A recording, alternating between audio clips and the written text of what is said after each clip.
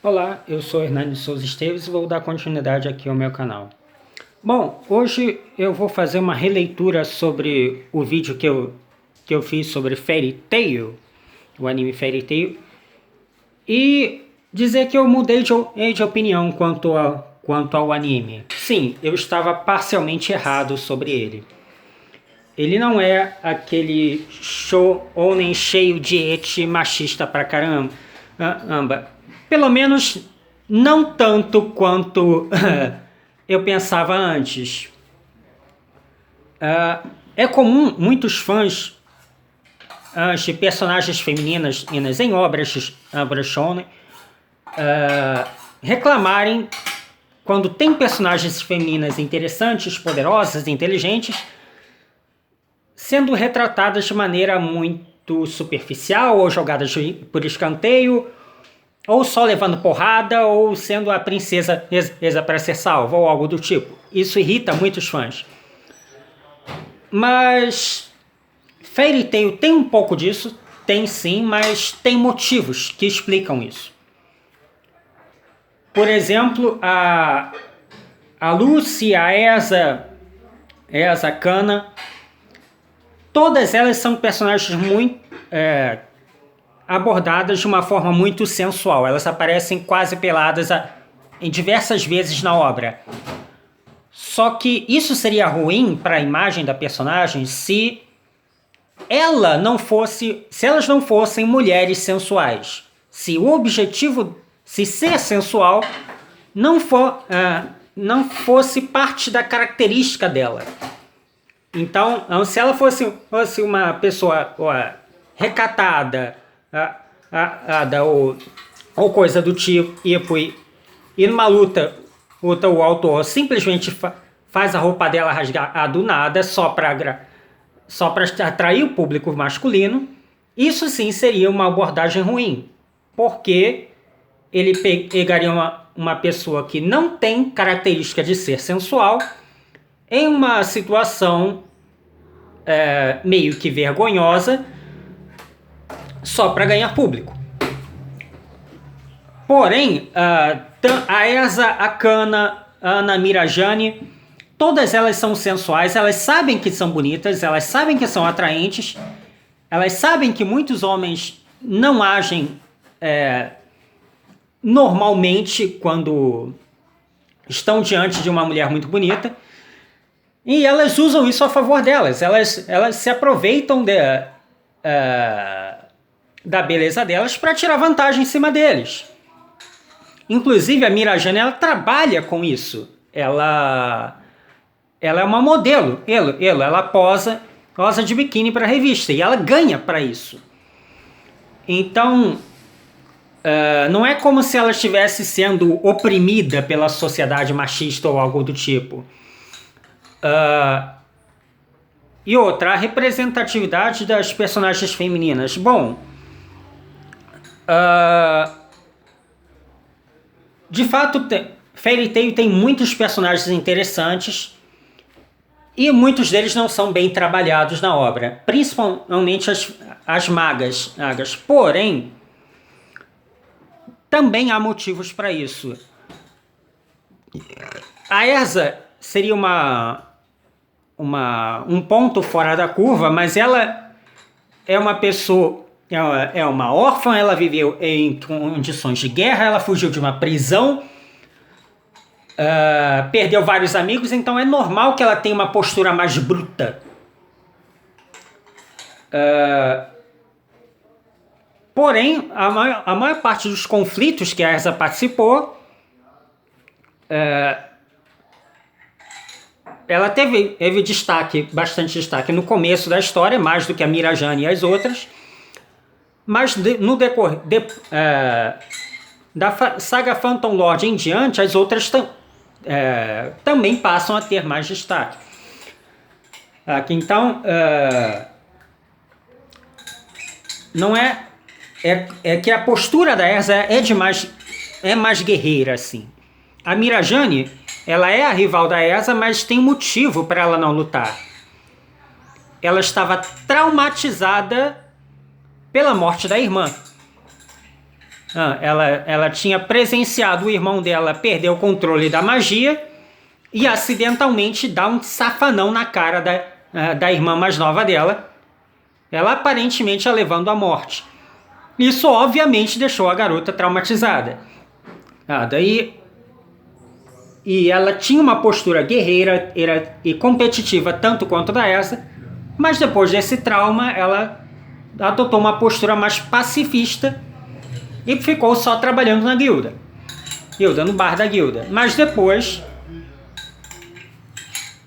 da saga Phantom Lord, onde ela foi capturada por estar anos sem prática com magia, ela passa a ter mais destaque aqui, principalmente depois da saga Edolas, que ela descobre que a irmã dela estava viva. Ou seja, resolvido o trauma que ela tinha, a força voltou. E ela voltou a ser tão braba e poderosa quanto era antes.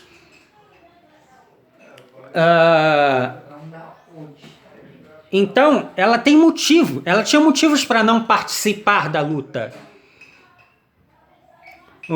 E a Júvia... A Júvia, sim, é um caso que é similar ao da Sakura em Naruto, porque ela é uma personagem muito poderosa, porém, o objetivo de vida dela é ser amada, é ter um companheiro. Então, é óbvio que ela não vai se envolver tanto em lutas, embora ela seja uma maga classe S. O objetivo de vida dela é se relacionar com o Gray, é namorar com o Gray. E ela faz de tudo para atingir o objetivo dela. Para chamar a atenção dele. Só que em Naruto isso foi um pouco melhor trabalhado, porque a Sakura ela só tem esses momentos de fraqueza, entre aspas, quando há situações envolvendo o Sasuke. Ela perde toda a razão e corre atrás dele. Mas em outras circunstâncias, ela ao menos tenta lutar e ser útil na batalha como todo mundo. A Júvia, eu acho que sim, esse sim foi um caso de uma personagem mal aproveitada, mas é compreensivo que ela lute pelo objetivo dela. O objetivo dela é namorar o Ray. Então tá tudo certo, beleza. E a Lucy é um outro caso interessante, porque a Lucy ela é uma maga que invoca espíritos. Então, ao contrário dos outros magos que usam a própria magia, a magia da Lucy é para invocar um outro ser que vai lutar por ela. Então ela depende de forças externas. O poder dela está ligado ao poder dos espíritos que ela invoca. Então, quando ela se torna mais poderosa, ela pode invocar mais espíritos ao mesmo tempo, mas isso não quer dizer que os espíritos ficaram necessariamente mais fortes. Então, se por um lado ela é uma das magas com o maior leque de habilidades diferentes, porque os espíritos que ela tem uma gama grande de habilidades, por outro, é difícil ela se tornar mais forte do que já é. Salvo a exceção depois da saga Tartarus, onde ela tem uma ligação tão forte com seus espíritos que adquire as habilidades deles também. Então, se ela invoca o Taurus, ela fica super forte. Se ela invoca o do leão, ela ganha os poderes de raio e assim por diante. Ou seja, não é fácil para Lucy se tornar mais poderosa. E outra coisa, ela precisa trabalhar. Todos os magos da Fairy Tail, aliás, todos os magos da história, eles trabalham. Eles fazem serviços e são pagos por isso. Geralmente usando da magia para isso. E a maioria deles não são tão desafiadores. É mais ou menos parecido com o que acontece no universo ninja. Tem as missões Rank D, C, D, essas mais bobinhas, tipo cuidar de animais, cuidar de bebês, achar animais perdidos, coisas do tipo. E Fairy Tail também tem isso. Então a maior parte das missões deles não são tão perigosas ou desafiadoras, sabe? Então, mesmo que eles executem muitas missões, muitos trabalhos, eles não necessariamente vão ficar mais poderosos. E as situações de guerra, de grande conflito entre outros personagens tão poderosos o quanto, são relativamente raros.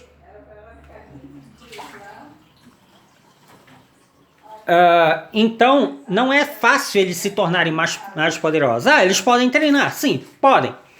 Como a Lucy treinou para os Jogos Mágicos. No caso, a Lucy, ela se torna mais forte, aumentando não só o seu poder mágico, mas o seu poder espiritual, a sua capacidade de concentração. Então, ela tinha que meditar e, ao mesmo tempo que estar calma, liberar aos poucos mais poder mágico. Só que isso não é algo fácil de fazer. Liberando o poder mágico é como se estivesse liberando mais adrenalina. E meditando ela está relaxando. Então é como se tivesse que olhar para a esquerda e para a direita ao mesmo tempo. Não é algo fácil de fazer. E não é como se ela pudesse ficar meditando a vida toda. Se ela tivesse muito tempo disponível para meditar e se dedicar, eu não duvido que ela poderia invocar os 12 espíritos sozinha, ou até o espírito celestial rei. Mas não. Ela não tem, porque ela tem que trabalhar. E, aliás, ela mora de aluguel. E o aluguel dela custa 30 mil gêmeos. Eu não faço ideia de como é a economia ou a inflação no mundo de Fairy Tail. Apesar de parecer um número grande, 30 mil, a gente não sabe o preço das outras coisas para saber. Mas, como ela mora no centro de Magnólia, perto da guilda, perto da catedral, não deve ser barato mesmo. Ou seja, ela tem que trabalhar para viver. Então ela não tem tanto tempo disponível assim para treinar.